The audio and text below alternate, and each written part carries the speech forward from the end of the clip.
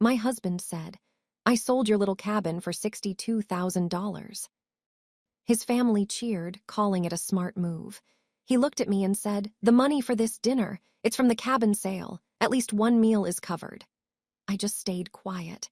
Then the buyer's lawyer called, screaming, "Why are the authorities at our office?" Something didn't feel right.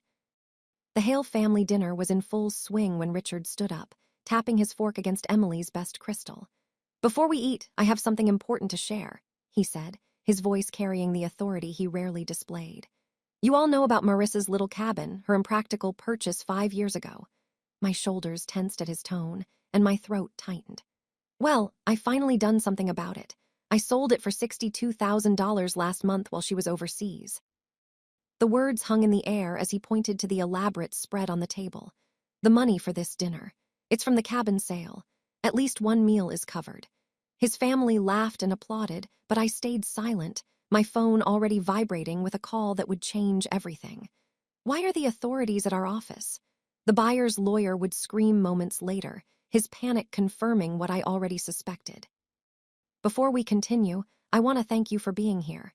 If you believe that every woman's achievements deserve recognition, not dismissal, please consider subscribing. It's free and helps these important stories reach others. Now, let's see what happened next. But let me explain how I ended up at this table, surrounded by people who had made dismissing me into an art form. 8 years of marriage to Richard Hale had taught me the precise boundaries of my invisibility. That morning, like every morning, I had risen at dawn to prepare his coffee. 2 sugars, no cream. While he scrolled through his phone at our kitchen table, my greeting went unacknowledged as usual.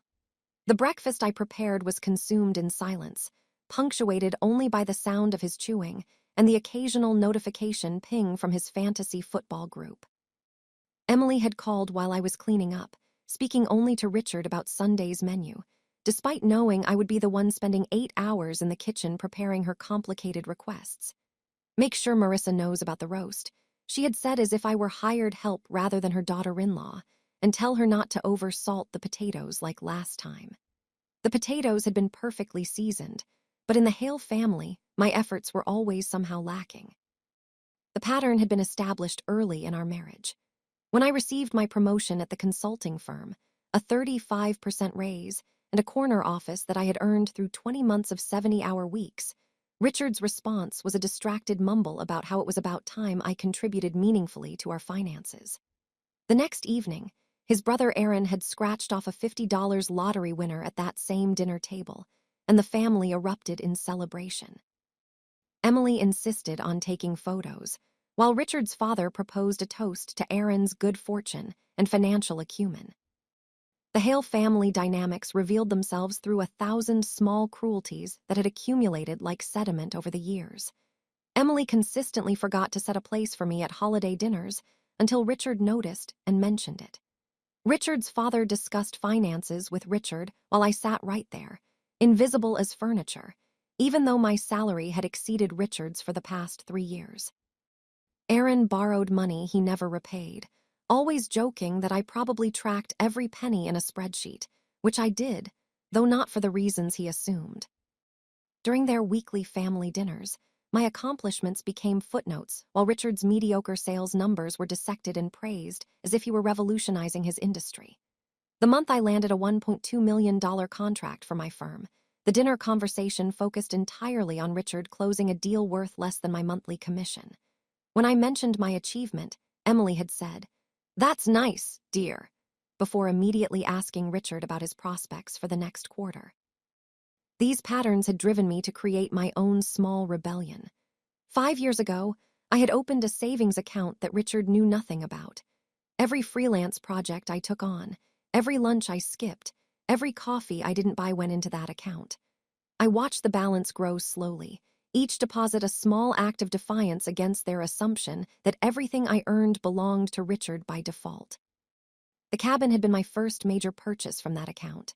2 acres of pine forest 45 miles from our suburban life with a creaky deck overlooking a small pond. When Richard discovered it through a credit report he pulled for a car loan application, his rage had filled our house for weeks. Emily and Richard's father had arrived within hours of his call, ready to lecture me about marriage being about transparency and trust. What kind of wife keeps secrets? Emily had demanded, while Richard's father questioned my mental stability. But the cabin had become my sanctuary. Every Friday afternoon, I drove north with my coffee and notebooks, spending weekends in peaceful silence. Richard refused to visit, calling it my midlife crisis shack. His family created a narrative where my cabin represented everything wrong with our marriage: my selfishness, my impracticality, my failure to be a proper wife. 6 months ago, my firm had won a major contract with a defense contractor. The assignment required someone with high-level security clearance to coordinate offices across Asia. The selection committee chose me over 14 other candidates, recognizing my expertise in international compliance. Richard's first response wasn't pride, but suspicion. Why would they send a woman alone overseas? He had asked, while Emily suggested I was abandoning my marital duties. Before leaving, I had arranged everything meticulously. The cabin's ownership had been registered with federal databases due to my security clearance, a detail that transformed my simple property into a protected asset.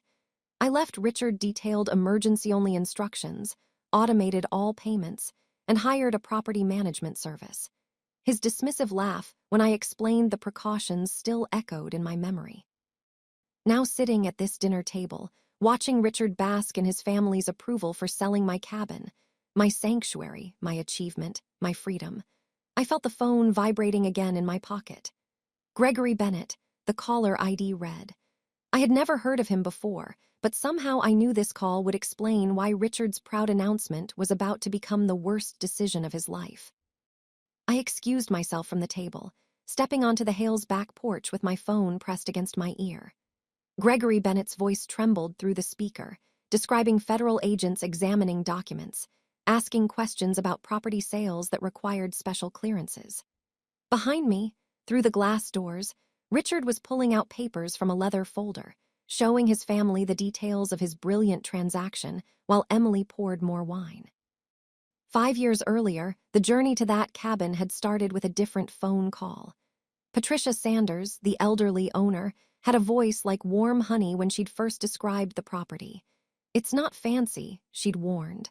My husband built most of it himself after he retired from the railroad, but there's something special about those woods. They know how to keep secrets. I'd driven out there on a Tuesday morning when Richard thought I was at a dental appointment. The narrow dirt road wounded through towering pines that filtered the October light into golden patches. When the trees opened to reveal the cabin, something in my chest unclenched for the first time in years. 2 stories of weathered cedar siding, a metal roof gone green with age, and that deck, slightly tilted but solid, overlooking a pond so still it looked like polished glass. Patricia had been waiting on the front steps, her white hair pinned back, wearing a flannel shirt that probably belonged to her late husband.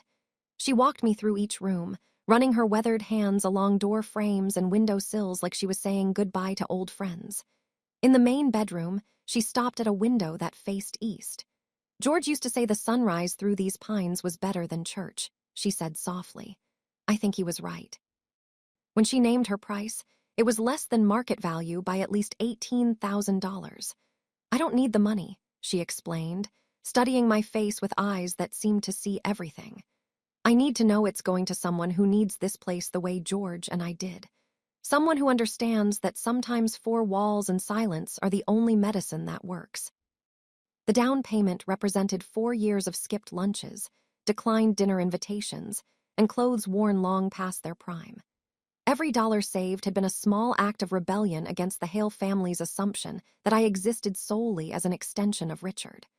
My hands shook as I signed the papers in Patricia's kitchen, using my maiden name, Marissa Chin, on every line. When she handed me the keys, they felt heavier than metal should, weighted with possibility. For 3 weeks, I kept my secret, driving out there alone to walk through my rooms, to sit on my deck, to breathe air that belonged to me. I fixed small things, a cabinet door that wouldn't close, a faucet that dripped, learning from hardware store employees and YouTube videos. Each repair felt like reclaiming a piece of myself that the Hales had tried to erase. Richard's discovery came through pure accident. He decided to refinance his precious BMW, and needed my signature on the credit application. The loan officer's computer screen faced me as she pulled our credit reports, and there it was in black and white. Recent inquiry, Cedar Ridge Mortgage Company. Richard's face went T from confusion to comprehension to rage in the span of 4 seconds. The drive home was silent, but once we were inside, the explosion came. You bought property without telling me. With what money? His voice climbed with each question. Within an hour, Emily's Lexus screeched into our driveway, followed by Richard's father's Mercedes. Richard had summoned his parents like calling in reinforcements for battle. They arranged themselves in our living room like a tribunal. Emily sat perfectly straight on our sofa, her pearls catching the light as she leaned forward. "Marissa, darling," she began in that voice that made endearment sound like threats. "Help us understand what kind of wife makes major financial decisions without consulting her husband." Richard's father stood by the fireplace, hands clasped behind his back like he was delivering a boardroom presentation. "This raises serious concerns about your mental state, Marissa. Hidden money, secret purchases. These are not the actions of a stable person." I sat in the chair they'd positioned to face all three of them, my hands folded in my lap. "The cabin cost $48,000, I said calmly. "I paid for it entirely with my own earnings from freelance work. It didn't affect our joint finances at all." "That's not the point." Richard's fist hit the coffee table, making Emily's teacup rattle. "We're supposed to be partners. Partners don't keep secrets." The irony of Richard talking about partnership when he hadn't noticed my absence for dozens of Saturdays, hadn't asked about my freelance projects, hadn't even remembered our last 4 anniversaries, was so thick I could taste it. But I stayed silent, having learned long ago that defending myself only gave them more ammunition. The next few months became a war of attrition. Richard refused to visit the cabin, calling it my midlife crisis shack to anyone who would listen. His family crafted a narrative where my cabin represented everything wrong with our marriage: my selfishness, my deception, my failure to be a proper wife. They told the story at every family gathering, to every mutual friend, until it became accepted truth that poor Richard was married to an unstable woman who hid money and bought property behind his back. But every Friday afternoon, I packed a small bag and drove north. Those weekends became my salvation. I learned to replace broken boards, to identify bird calls, to grow tomatoes in containers on the deck. I wrote in USB voice recordings, filling digital files with thoughts I couldn't speak aloud. The cabin learned my secrets: how I dreaded Sunday dinners, how I sometimes sat in my car in the driveway for 15 minutes gathering strength to go inside my own house, how I'd started marking days on a private calendar, not to count towards something, but to prove I was surviving. Emily escalated her campaign with what she called a family meeting, but was actually an intervention. She'd prepared a PowerPoint presentation, actually created slides detailing the cabin's supposed maintenance costs, liability issues, and drain on our resources. She'd researched septic system failures, roof replacement costs, and property tax increases, presenting each as inevitable catastrophe.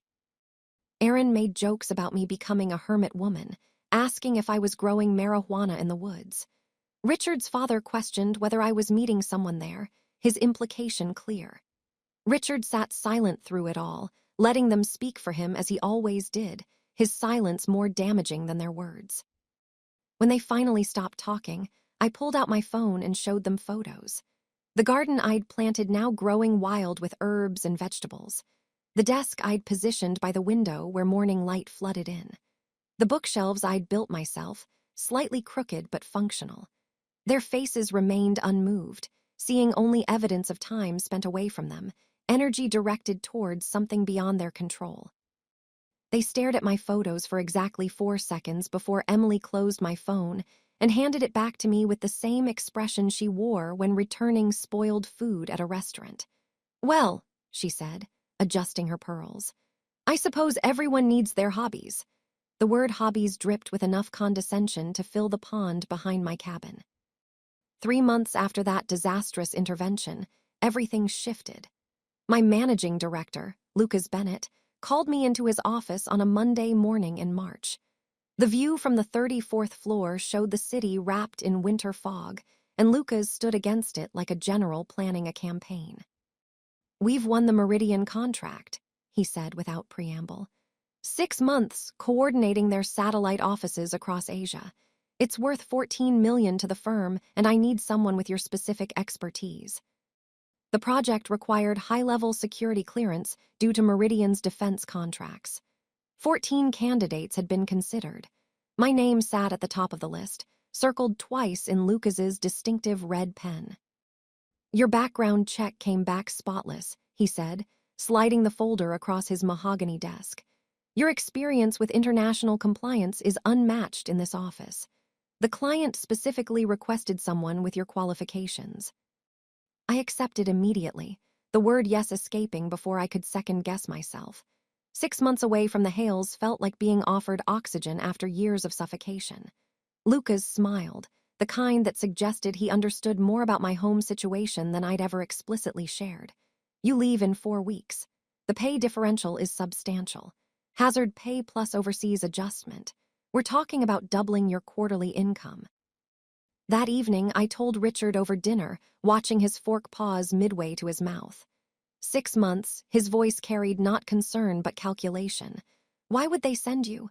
Why not Bennett or Kumar? They have more seniority." "Because I have the security clearance and the expertise," I replied, keeping my voice neutral despite the familiar sting of his doubt.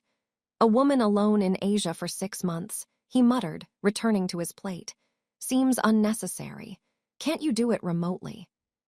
Within an hour, Emily had called, having received Richard's distress signal. "Marissa, dear," her voice crackled through the speaker. "I've just heard about this overseas assignment. Don't you think it's rather selfish? Leaving your husband for months. Marriage requires sacrifice, and it seems you're only interested in your career."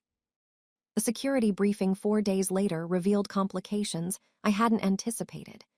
Agent Rebecca Torres from the Defense Security Service explained that all personal assets had to be registered in federal databases. "Your cabin in Cedar Ridge," she said, reading from her tablet, "will be flagged as belonging to a cleared contractor working on sensitive projects. This provides additional protection against foreign interference or suspicious activity." My simple cabin had just become a federally monitored asset. The irony wasn't lost on me.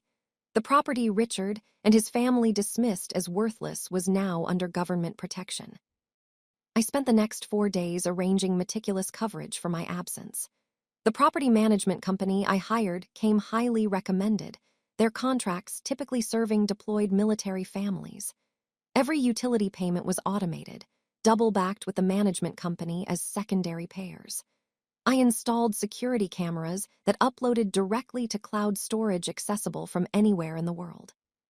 The emergency folder I prepared for Richard contained 18 pages of detailed instructions. Emergency contacts, utility companies, maintenance schedules, and explicit warnings about the cabin's federal status. I highlighted emergency access only in yellow marker, underlining it 4 times. Richard flipped through it with barely concealed amusement. "It's just a shack in the woods, Marissa, not Fort Knox," he laughed, tossing the folder onto the kitchen counter, where it would remain untouched for the next 6 months.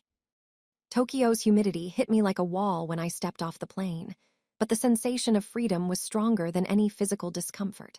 My hotel room overlooked Tokyo Bay, the city's lights reflecting off water like scattered diamonds. That first night, I stood on the balcony and felt my shoulders drop from their permanent position near my ears. 6 months of not being dismissed, ignored, or belittled stretched ahead like a promise. The work was intensive but exhilarating. I uncovered a web of compliance issues that had cost Meridian millions in potential fines. My daily reports to Lucas were met with praise that felt foreign after years of Richard's indifference. The client was impressed enough to request an extension, which I politely declined. 6 months was my limit. My weekly video calls with Richard became a study in declining interest. Initially, he managed 12 minutes of conversation, asking perfunctory questions about my work while his attention drifted to whatever was on his computer screen. By week 4, He was attending Emily's dinners during our scheduled calls, the family chatter drowning out any attempt at meaningful conversation. "Your absence is barely noticed," Emily said once, loud enough to be heard through Richard's phone, followed by laughter I recognized as Aaron's. Emily's emails arrived like clockwork every Sunday evening.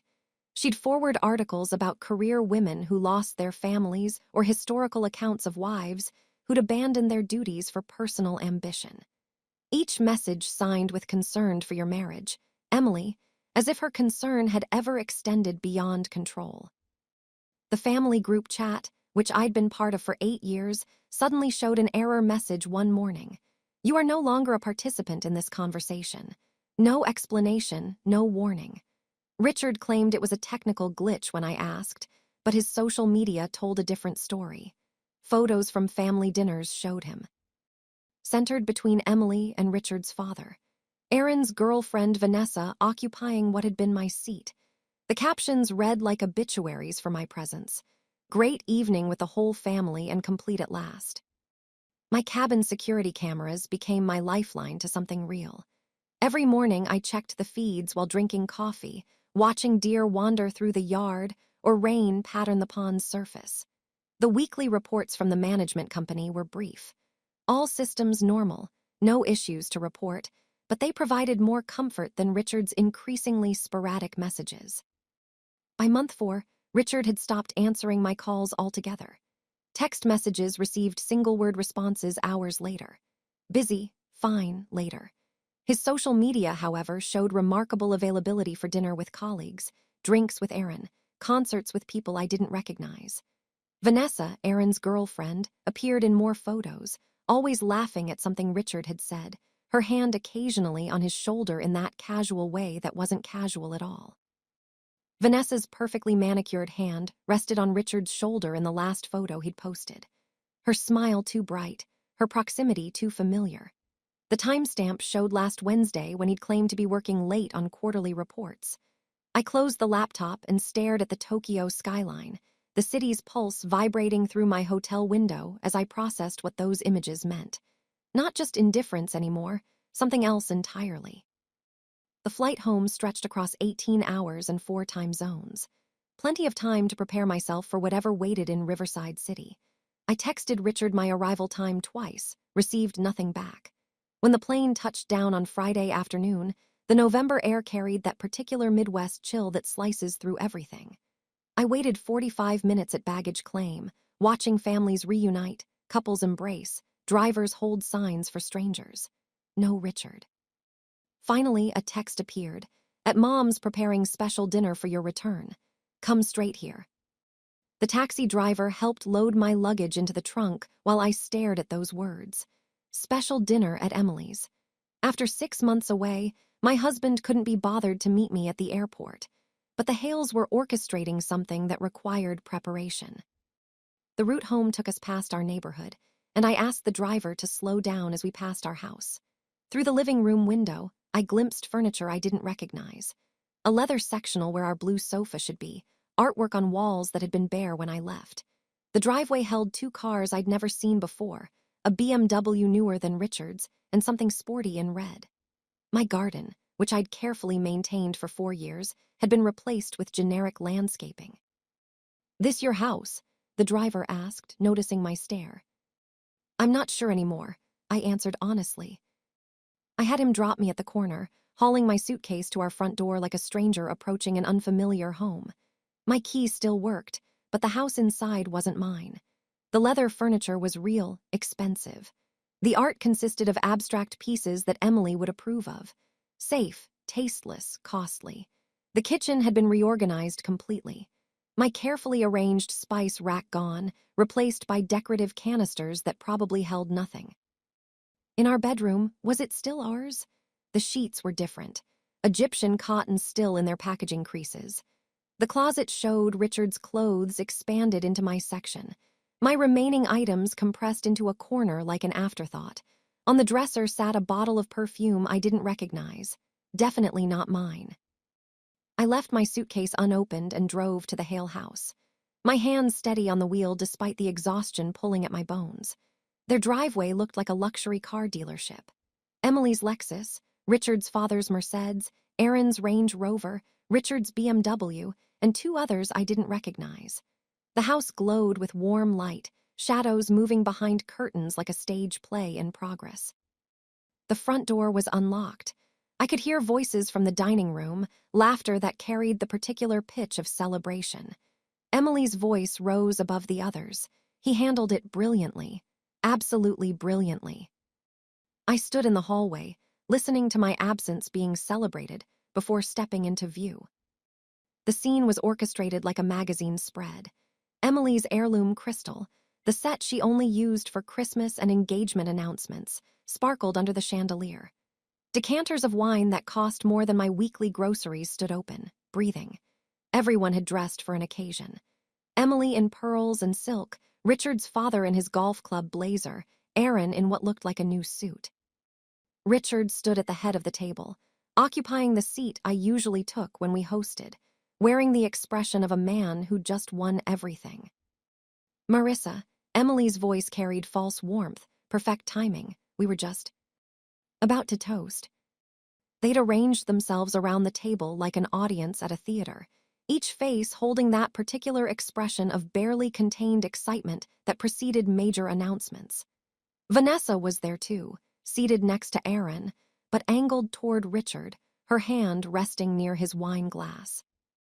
"Welcome home," Richard said, not moving from his position of power at the table's head. "How was the flight?" Before I could answer, he raised his glass, commanding attention with an authority I'd never seen him display. "Actually, before we eat, I have something important to share." He paused, savoring the moment. "You all know about Marissa's little cabin, her impractical purchase 5 years ago." My shoulders tensed at his tone, the dismissive way he said little cabin like it was a child's plaything. My hands trembled slightly as I gripped the back of a chair. "Well, I finally done something about it. I sold it for $62,000 last month while she was overseas." The words hung in the air like a physical presence. The room erupted in applause. Richard's father's golf clap, Emily's delighted gasp, Aaron's whistle of appreciation. Vanessa clapped too, her eyes never leaving Richard's face. Richard pointed to the elaborate spread on the table, dishes I recognized as catered from the expensive French restaurant downtown. "The money for this dinner. It's from the cabin sale. At least one meal is covered." His family laughed at this joke, this casual revelation that he'd stolen my sanctuary and used the money for their entertainment. I remained perfectly still, my silence complete, while my phone began vibrating in my pocket. The room smelled faintly of lilies, Emily's favorite flower arrangement. Richard pulled out a leather folder, the kind expensive lawyers use, spreading documents across Emily's pristine tablecloth. "The best part is how I handled everything myself," he boasted, running his finger along the pages. "Researched comparables, managed 4 competing bids, saved thousands in agent fees." "Brilliant," Richard's father murmured, leaning forward to examine the papers. "Absolutely brilliant business instinct. How did you handle the signature issue?" Aaron asked, his question carrying genuine curiosity rather than concern. Richard's smile widened. "Spent 4 days practicing. Got it perfect." He pointed to various signature lines, each showing my name in handwriting that was close to mine, but not quite right. The M in Marissa tilted wrong. The final A too sharp. Emily examined the documents with approval. "Resourcefulness," she declared. "That's what I call resourcefulness." My phone buzzed again. Gregory Bennett, attorney at law. I didn't recognize the name, but something in my gut told me this call would change everything happening in this room. I stepped away from the table, pressing the phone to my ear as I moved toward the French doors that led to Emily's pristine back porch. The caller ID showed Gregory Bennett, attorney at law, a name that meant nothing to me, but somehow felt significant in this moment. "Mrs. Hale." The man's voice cracked with an edge of panic that immediately set my nerves on alert. "This is Gregory Bennett. I represented the buyers in your cabin purchase. I mean, the sale your husband arranged." Through the glass doors, I watched Richard refill wine glasses, his mouth moving animatedly as he continued his performance for his captivated audience. Emily touched his arm affectionately, the proud mother admiring her clever son. Vanessa laughed at something Aaron said, but her eyes tracked Richard's movements with an interest that went beyond casual observation. "What can I help you with, Mr. Bennett?" I kept my voice steady, professional, though my pulse had begun to quicken. "Why are federal authorities at our office?" The words came out in a rush, his composure completely shattered. "They're examining documents, asking about restricted property sales, talking about fraudulent transfers. They've seized our files. What kind of property did your husband sell us?" Federal authorities. The words landed with the weight of vindication I hadn't expected. I moved further onto the porch, the November evening air sharp against my travel-worn skin. "Mr. Bennett, I've been overseas for 6 months. This is the first I'm hearing about any sale. Perhaps you should explain exactly what transaction you're referring to." "The Cedar Ridge cabin." His breathing was audible through the phone. "Your husband provided all the documentation, handled everything himself. We closed the deal 8 weeks ago. $62,000 transferred to your joint account. But now there are agents here talking about federal property registrations and security clearances. They're using words like fraud and forgery." 8 weeks ago, while I was in Tokyo meticulously documenting compliance violations that would save Meridian millions, Richard had been forging my signature on federal documents. The irony was almost beautiful in its perfection. "Mr. Bennett," I said carefully, "I need to review some documents and make some calls. I'll contact you within the hour." I ended the call and stood in Emily's meticulously maintained garden, surrounded by roses she paid someone else to tend, processing what I just learned. My phone showed 4 missed calls from a blocked number while I'd been speaking to Bennett. As I scrolled through them, a text appeared from a number I recognized immediately. Special Agent Diane Martinez. We'd met during my security clearance renewal 8 months ago, a thorough woman with sharp eyes who'd asked probing questions about every aspect of my life. Her message was brief. "Mrs. Hale, aware of situation regarding your Cedar Ridge property. Maintain normal behavior. Attend family dinner as planned. Keep subjects unaware. Team mobilizing." The text had arrived 3 hours ago, while my plane was descending into Riverside City. Agent Martinez had known about the fraudulent sale before I'd even landed. The federal databases that tracked my cabin as a secured asset had flagged the unauthorized transfer, triggering an investigation that was now converging on this dinner party, where Richard celebrated his criminal genius. I thought about the security briefing I'd attended before leaving for Tokyo. Agent Tor's careful explanation of how property owned by cleared contractors became part of a larger protective framework. The cabin wasn't just mine. It was tagged in federal systems as an asset that couldn't be transferred without multiple authorizations. Richard's forgery hadn't just stolen my property. He'd triggered alerts in databases he didn't know existed. Through the window, I watched him stand again, holding court at the head of the table. His hands moved expressively as he appeared to be explaining something, probably the detailed story of how he'd been so clever, so resourceful. Emily's face glowed with maternal pride. Richard's father nodded approvingly at whatever business wisdom his son was sharing. They looked like a Renaissance painting of familial satisfaction, completely unaware that their golden boy had just confessed to federal crimes. I returned to the dining room, sliding my phone into my pocket where it vibrated with another message I didn't check. Richard paused mid-sentence as I entered, his eyebrows raising slightly. "Important call?" he asked, though his tone suggested he didn't actually care about the answer. "Just work following up on some documentation," I replied, taking my seat at the far end of the table, the place they'd assigned me like an afterthought. Richard laughed, the sound carrying an edge of condescension I knew too well. "Always working, even fresh off the plane. You should learn to relax, Marissa." He turned back to his audience, eager to continue his story. The best part was accessing all the necessary documents. While Marissa was gallivanting across Asia, I took the initiative to organize our financial papers. Found everything in her home office, deed, title, insurance documents, all sitting there in her little safe. The combination she never bothered to change from our anniversary date. Brilliant, Richard's father murmured. Taking control of wasteful assets. That's what a real businessman does. Emily nodded enthusiastically. Exactly. Why let money sit idle in some cabin when it could be invested properly? Richard's been looking at some excellent opportunities in Aaron's new venture. Aaron leaned forward, suddenly interested. We could definitely use the capital injection. My partner thinks we could triple the investment within 20 months. They were already spending my money, dividing up the proceeds from Richard's theft like pirates sharing treasure. Not one person at this table had asked why I hadn't been consulted about selling my own property. The assumption of Richard's authority was so complete, so unquestioned that they couldn't conceive of his actions as criminal. Your signature work was impressive, Aaron said to Richard, grinning broadly. Honestly, couldn't tell the difference from the real thing. 4 days of practice, Richard replied proudly. I used her old USB voice recordings to study her handwriting patterns. The key is getting the pressure right, the way she curves certain letters. Vanessa finally spoke, her voice carrying a sweetness that didn't reach her eyes. You must be so proud, Marissa. Richard really took charge while you were gone. I met her gaze steadily, noting how her hand had moved to rest near Richard's on the table, their fingers almost touching. Oh, yes, I replied. He certainly took charge of something that wasn't his to take.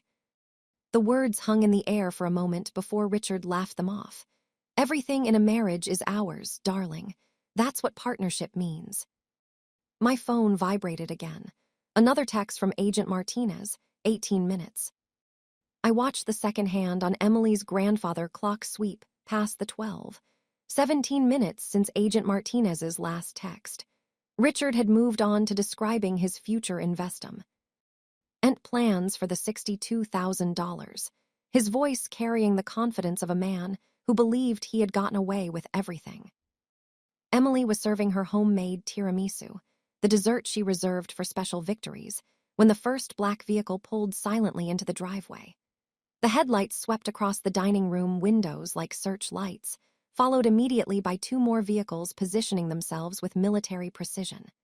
Through the sheer curtains, I could see the government plates, the kind that made neighbors peer through blinds and wonder what level of trouble had arrived on their street. 6 figures emerged from the vehicles, moving with the coordinated efficiency of people who had done this many times before. I stood up from the table, my movement so sudden that Vanessa's wine glass wobbled. I'll get the door, I said, though no one had knocked yet. Richard barely glanced at me, too absorbed in explaining to his father how he planned to leverage the cabin money into a larger real estate portfolio.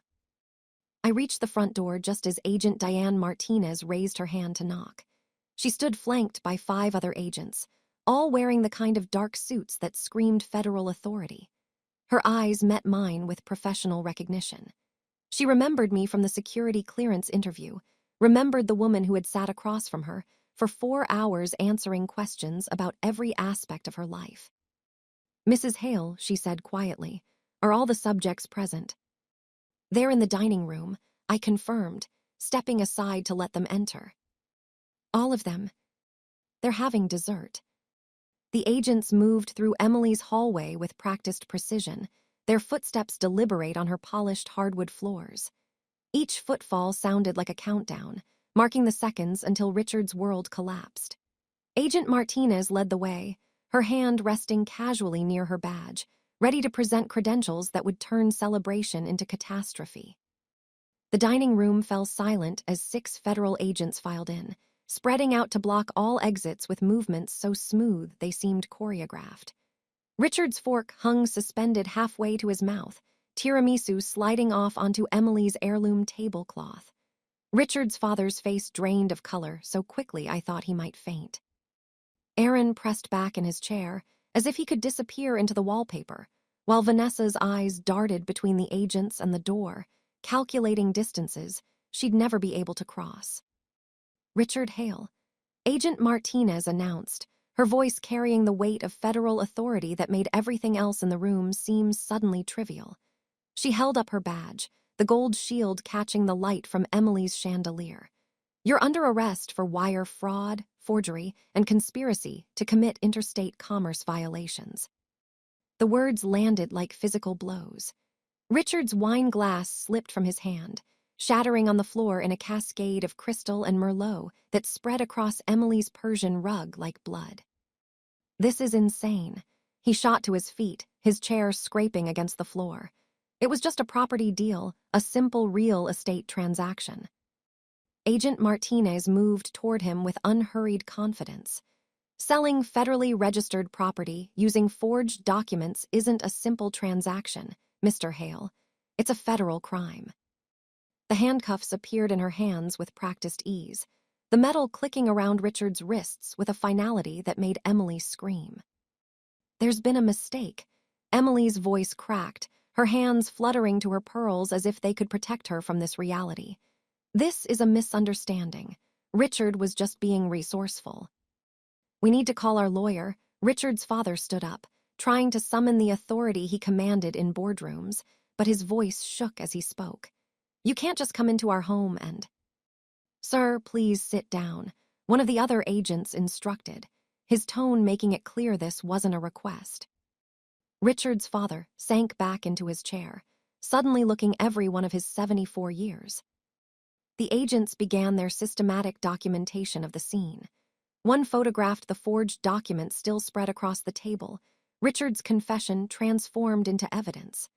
Another captured images of the champagne bottles, the elaborate dinner spread, the celebration that had been funded with stolen money. A third agent collected the family's phones, ignoring Vanessa's protests about privacy and Aaron's claims that he wasn't involved. Richard turned to me, his face cycling through emotions, confusion, anger, desperation, before settling on something that looked like betrayal. Marissa, tell them this is a misunderstanding. You're my wife. Explain that I had every right to sell that property. Tell them. I met his gaze with the same steady silence I had perfected over 8 years of being dismissed, ignored, and belittled. The silence that had once been my prison now became my power. I said nothing, letting my lack of words speak volumes. About years of accumulated injuries that had led to this moment. Wives can't testify against husbands, he said desperately, grasping for legal straws he didn't understand. You can't do this to me. I was helping our finances. I was being smart. Agent Martinez paused in her process of securing Richard's hands behind his back. Actually, Mr. Hale, spouses can absolutely testify in federal cases involving crimes against each other. But more importantly, we don't need your wife's testimony. The evidence you've provided tonight, your detailed confession to your family, the forged documents you displayed, the fraudulent sale of government-registered property, that's more than sufficient. She looked at me then, her expression professionally neutral, but with something in her eyes that might have been understanding. Mrs. Hale, we'll need you to come to the federal building tomorrow to provide a statement. Our financial crimes unit has uncovered additional irregularities that go beyond the cabin sale. Emily's gasp was audible. Additional irregularities. Agent Martinez turned her attention to Richard's parents. Mr. and Mrs. Hale, you'll both need to come in for questioning as well. Your names appear on several suspicious transfers connected to this case. She paused, letting the implications sink in. It seems the cabin sale was just the beginning. Our forensic accountants have found evidence of systematic embezzlement from joint accounts, hidden investments, and what appears to be a pattern of financial fraud extending back several years. The family that had spent 8 years celebrating Richard's every minor achievement while dismissing everything I accomplished now sat frozen, watching their golden child being led away in handcuffs. Their dynasty of judgment and casual cruelty was crumbling in real time, brought down by Richard's own arrogance and their enthusiastic participation in celebrating his crimes. Aaron stood frozen against the dining room wall, his face pale as one of the agents began reading him his rights as a material witness. Vanessa had collapsed into a chair, mascara streaming down her cheeks as she repeatedly insisted she barely knew any of them, despite the photos on Richard's phone showing her at family gatherings for the past 10 months. Emily clutched at the agent nearest to her, begging to accompany Richard, while Richard's father sat with his head in his hands, muttering something about calling their attorney, who ironically had been disbarred 3 years prior for his own financial improprieties. The next morning arrived with a clarity that felt almost surreal. I sat in my kitchen now, not ours, drinking coffee from the mug I'd bought myself in Tokyo, watching the sunrise paint the walls gold.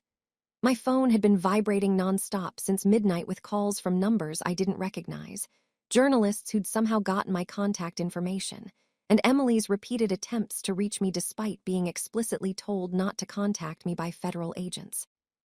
The first domino fell within 52 hours. Summit Title Services, the company that had processed Richard's fraudulent sale, found federal investigators at their door Monday morning. By noon, their license had been suspended pending investigation. The owner, Stephen Parker, gave a panicked interview to local news, claiming they'd followed standard procedures. But the forged documents Richard had provided were so obviously fraudulent that their failure to verify authorization constituted gross negligence.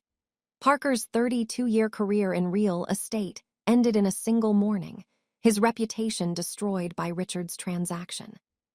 4 real estate agents who'd advised Richard on pricing and strategy faced their own reckoning. Christina Davis, who'd provided comparable sales data, lost her license when investigators discovered she'd never verified Richard's ownership of the property. Michael Chen, who'd connected Richard with potential buyers, was found to have ignored multiple red flags in the documentation. Rachel Wang, who'd celebrated the sale on her professional social media, claiming credit for facilitating another successful transaction, watched her 22-year career evaporate when screenshots of her posts became evidence of professional negligence. Emily's Facebook posts became particularly damaging. Her proud declaration that my brilliant son just made the deal of the year, accompanied by photos of the celebration dinner, had been shared 18 times before the arrests. Neighbors who'd always found the Hales insufferable gleefully provided screenshots to investigators. Her post from 4 weeks earlier, so proud of Richard taking charge while his wife gallivants across Asia, became evidence of premeditation. The country club ladies she'd bragged to about Richard's business acumen now crossed the street to avoid her. Gregory Bennett's law firm imploded spectacularly. The buyers, an innocent couple named Michael and Jennifer Chen, who thought they were purchasing a weekend. Retreat sued everyone involved. Their lawsuit named Bennett's firm, the title company, all 4 real estate agents, Richard, and even attempted to include me before their attorney realized I was the victim. Bennett's partners voted him out within a week, his name scraped from the building's directory before the paint was dry on the federal subpoenas. 8 months of investigation revealed the scope of Richard's deception went far beyond the cabin. Federal forensic accountants discovered he'd been siphoning money from our joint accounts for years, funding failed investments and unauthorized loans to his family. Every transaction told a story of entitlement and theft. The $23,000 to Aaron for his revolutionary dropshipping business that never shipped a single item. The $17,000 to Richard's father for golf club memberships and gambling debts he'd hidden from Emily. The steady stream of smaller amounts, $600 here, $1,200 there, that funded Richard's lunches with Vanessa, their weekend trips I'd never known about, gifts for a relationship that had apparently been developing while I worked overseas. Judge Linda Thornton presided over Richard's sentencing with the weariness of someone who'd seen too many entitled men believe the rules didn't apply to them. The federal courthouse in downtown Riverside City had the kind of imposing architecture designed to remind defendants of the government's power. Richard sat at the defense table in a suit that no longer fit properly. 8 months in federal detention had stripped away his casual arrogance, along with 18 pounds. Your Honor, Richard began his allocution, his voice lacking the confidence that had once commanded boardrooms and family dinners. I meant no harm. I was simply trying to maximize underutilized assets. In marriage, property is shared. I believed I had every right to make financial decisions for our family's benefit. Judge Thornton removed her glasses, cleaning them slowly before responding. Mr. Hale, you've just confessed to premeditation and systematic planning. You didn't make a financial decision. You committed wire fraud, forgery, and conspiracy. Your detailed explanation of researching prices, practicing signatures, and avoiding legal fees doesn't minimize your culpability. It confirms it. The sentence came down like a sledgehammer. 5 years in federal prison, no possibility of early release, plus $297,000 in restitution. The man who'd committed federal crimes to avoid $1,200 in legal fees now owed more than he'd earn in a decade. The courtroom erupted in whispers as the number sank in. Richard's attorney, a public defender since no private lawyer would take his case, slumped in his chair. Emily and Richard's father faced their own legal consequences. The investigation revealed they'd received over $54,000 in stolen funds over the years, money they'd spent on cruise vacations and country club fees, while knowing their son's income couldn't support such generosity. They stood before a different judge 3 weeks later, their attorney arguing they were merely naive parents who trusted their son. The prosecutor's response was devastating. Email evidence showed they'd actively encouraged Richard to take control of family finances while I was overseas. Aaron surprised everyone by flipping immediately. Faced with potential conspiracy charges, he provided prosecutors with detailed testimony about family discussions regarding my cabin, Richard's planning sessions, and their parents' knowledge of the scheme. In exchange for probation and community service, he became the star witness against his own family. His testimony revealed years of casual discussions about my wasteful spending on the cabin, strategies to access my accounts, and Emily's suggestion that Richard handle things while I was abroad. Aaron's testimony had concluded with him looking directly at his parents, his voice steady as he described years of financial manipulation he'd witnessed, but never questioned until federal agents showed him the evidence. They knew, he said simply. We all knew Marissa's money was being taken. We just called it family finances. The courtroom had gone silent at that admission, even the court reporter pausing before continuing her transcription. 4 weeks after the final sentencing, I returned to my cabin for the first time since Richard's arrest. The property management company had maintained it perfectly during the chaos, but now federal restitution funds had transformed it into something beyond my original vision. The narrow dirt road had been properly graded and graveled.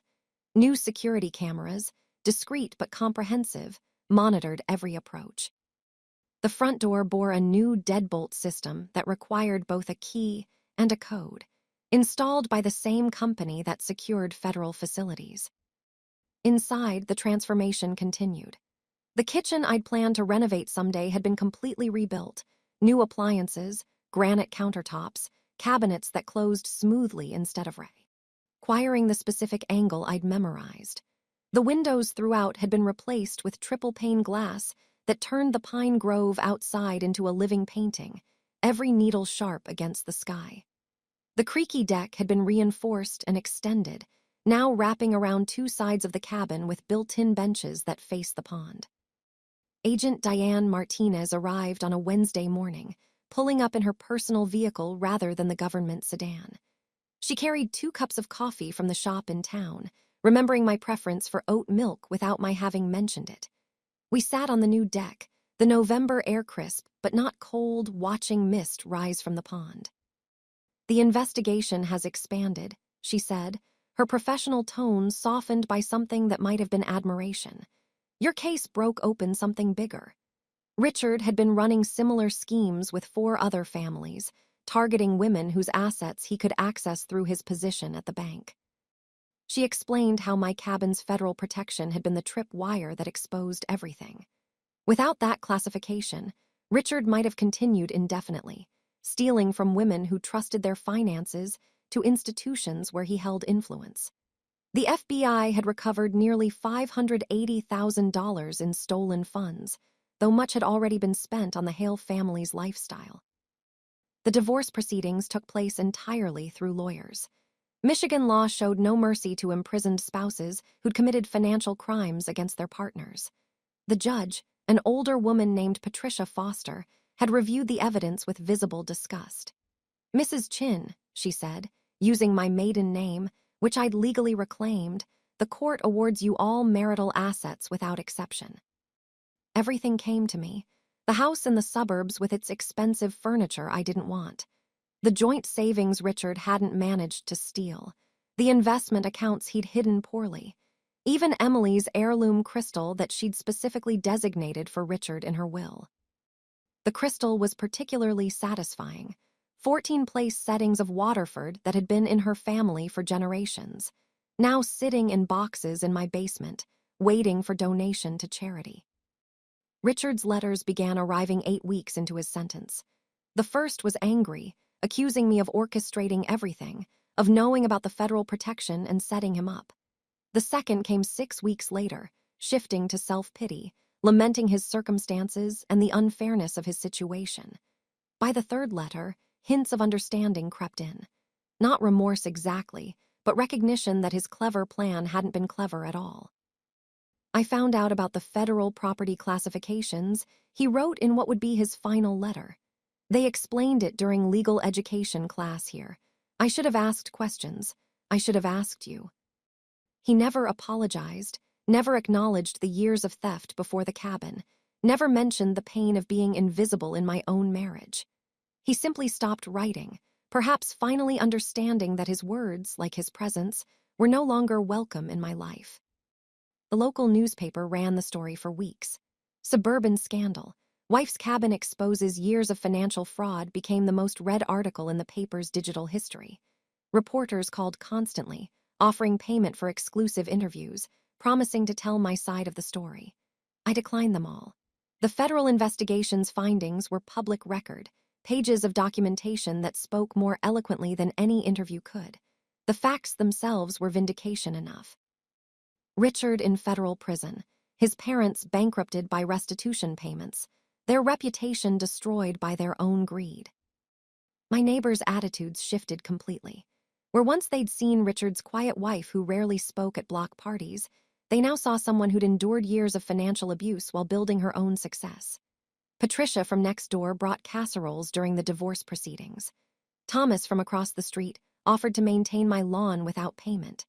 The invitations to coffee and book clubs multiplied, though I politely declined most, preferring the solitude I'd earned. The consulting work flourished in ways I hadn't anticipated. My experience with international compliance, combined with the notoriety of my case, made me highly sought after. Companies wanted someone who understood both technical complexities and the human element of financial crime. My rates tripled, then quadrupled. Working from the cabin's converted second bedroom, overlooking the pond through those crystal-clear windows, I earned more in 8 months than Richard had stolen in 8 years. Patricia Sanders, the elderly woman who'd sold me the cabin, sent a card on the anniversary of the sale.